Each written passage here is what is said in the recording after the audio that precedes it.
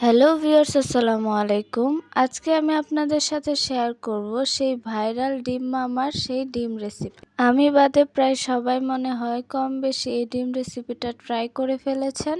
এটা বানানোর পর আমার একটা কথাই মনে হচ্ছিল যে এতদিন কেন বানাইনি এই ডিম রেসিপি, এতটাই মজাদার।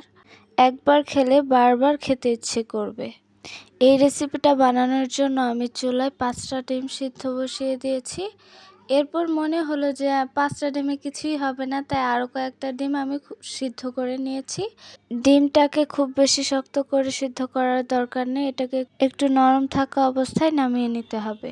এবার আমি সালাডটা তৈরি করে নেব। এর মধ্যে নিয়েছি একটা শসা কুচি, একটা পেঁয়াজ কুচি, ধনিয়া কুচি, মরিচের গুঁড়া। আমি এখানে শুকনো মরিচটা ব্লেন্ডারে গুঁড়ো করে নিয়েছি।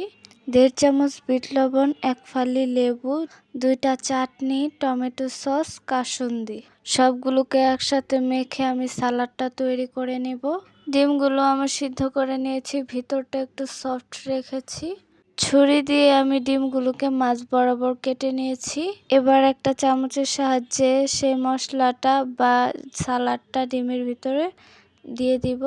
এই তো তৈরি হয়ে গেল সেই ভাইরাল ডিম রেসিপি।